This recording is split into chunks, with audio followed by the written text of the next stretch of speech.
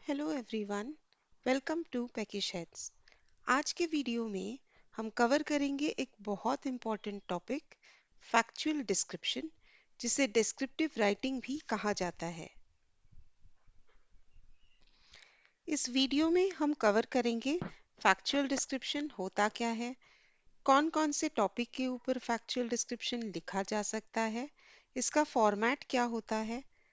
इसके साथ हम कवर करेंगे कि फैक्चुअल डिस्क्रिप्शन लिखने के स्टेप्स क्या-क्या है, सीबीएसई क्लास 10 में इसका वर्ड लिमिट कितना है, इसका मार्किंग स्कीम क्या है, एक एग्जाम्पल भी देख लेंगे और लास्ट में हम देखेंगे किस तरह से हम इसमें फुल मार्क स्कोर कर सकते हैं। वीडियो पूरा देखना, इसे स्किप मत कीजिएगा क्योंकि इसमें बहुत इंपॉर्टेंट पॉइंट्स हैं जो आपसे मिस हो सकता है। पर शुरू करने से पहले आपसे रिक्वेस्ट है कि चैनल को सब्सक्राइब कर लीजिए ताकि हम आप तक ऐसे वीडियोस और ला सकें। So without further ado, let's start with what is factual description. Factual description होता क्या है? Factual description or descriptive writing is a style of writing that aims to depict a vivid and detailed image of a person, place, object, or event. This kind of writing helps the reader visualize the scene as if they were experiencing it themselves.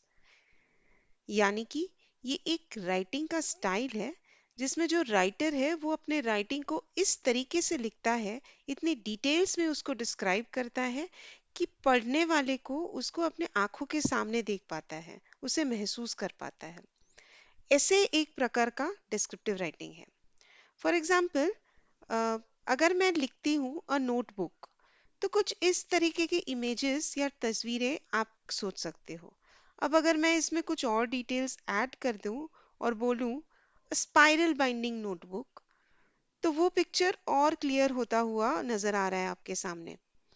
अब इसमें और details भर के इसे बोलूं spiral binding ruled notebook which has outer cover red in color with the word note written in four separate white squares each containing one letter।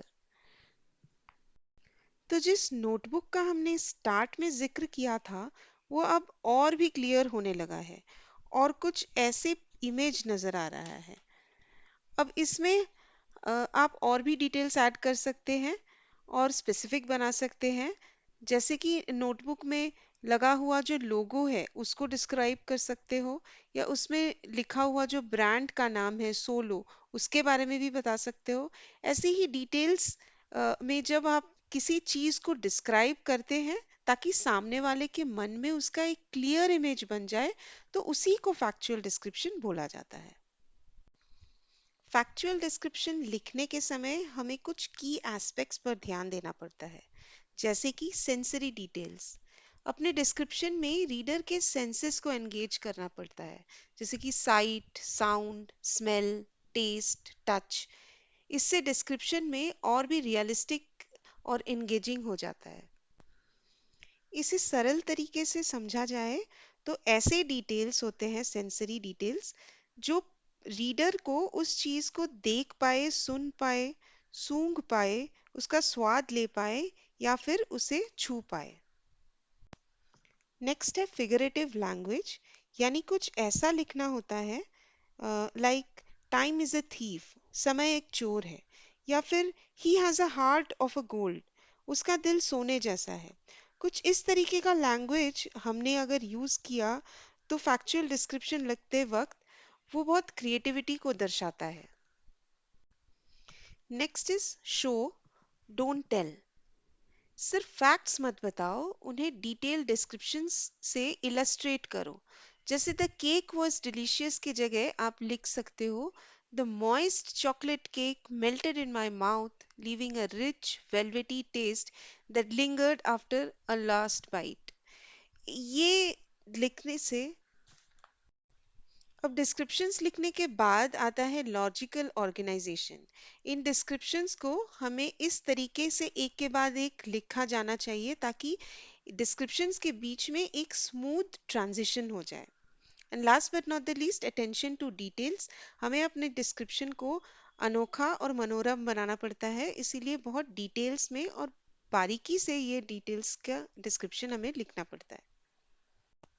अब हम देखते हैं कि किस किस टॉपिक पर हम फैक्चुअल डिस्क्रिप्शन लिख सकते हैं।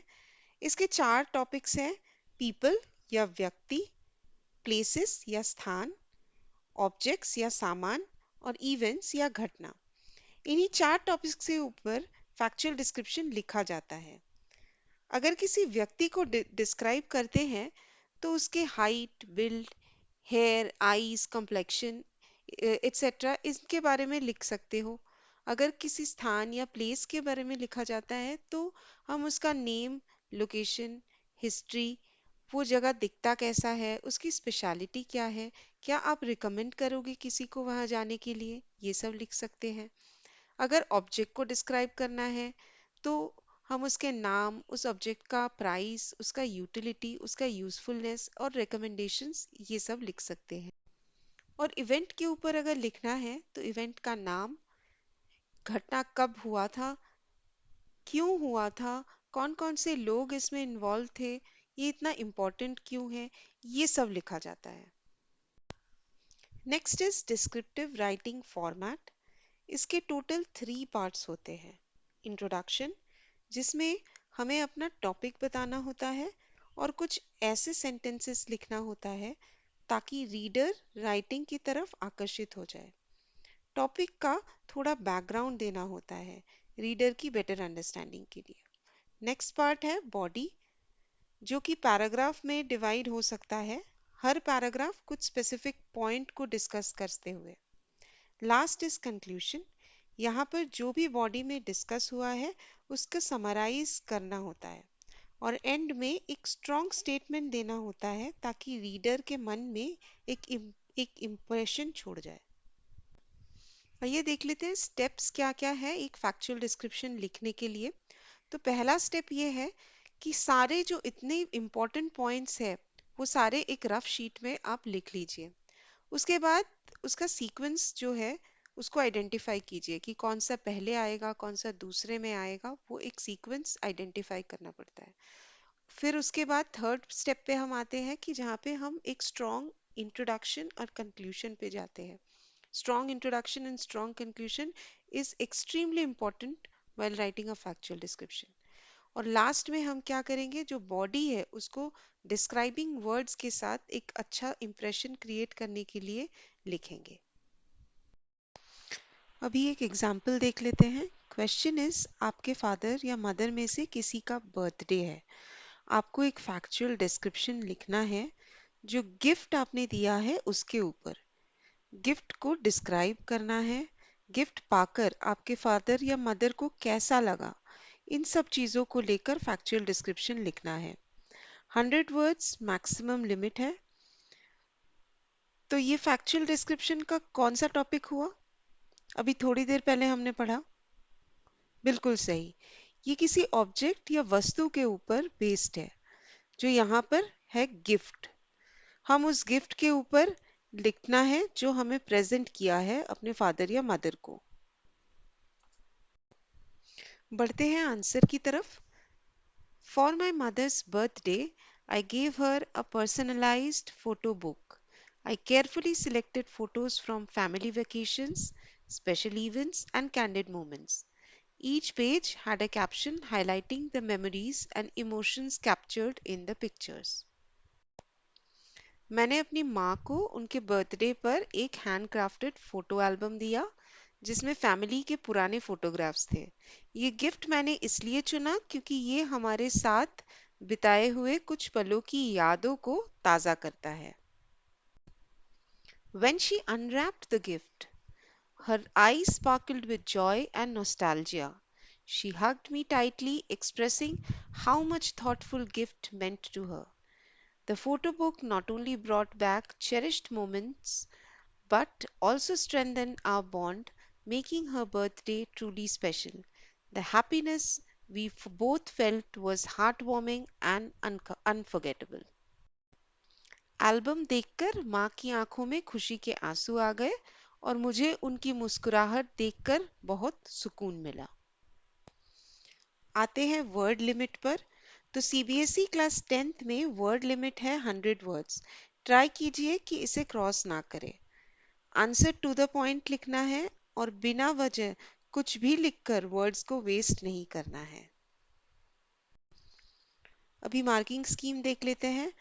कंटेंट के ऊपर टोटल मार्क्स 2 एलोकेटेड है, ऑर्गेनाइजेशन के ऊपर 1 मार्क्स और एक्यूरेसी के ऊपर 1 मार्क्स, टोटल है 4 मार्क्स। फाइनली हम देख लेंगे किस तरीके से इसमें फुल मार्क्स मिल सकता है। पहला पॉइंट ये है कि डिस्क्रिप्शन में लैंग्वेज ऐसा होना चाहिए कि रीडर के मन में एक छवि बन जाए। दूसरा पॉइंट है कि पहले ब्रॉडर फीचर्स को डिस्क्राइब करके फिर डिटेल्स को डिस्क्राइब कीजिए। प्रॉपर यूज ऑफ वर्ब्स और एडजेक्टिव्स होना चाहिए, like instead of he walked बोलिए ही स्ट्रोडेड, इंस्टेड ऑफ रेड से क्रिम्सन। वर्ड लिमिट पर फोकस करें और उसे पार ना करें। Spelling mistakes and grammatical mistakes को भी अवॉइड करें। अगर इन टिप्स को फॉलो करेंगे तो फुल मार्क्स पाना मुश्किल बात नहीं होगी। वीडियो अच्छी लगी हो तो लाइक ज़रूर करें और कमेंट्स में बताएं वो टॉपिक्स जिस पर आपको वीडियो चाहिए। So that's all for today. Thank you for joining us and see you all in the next video.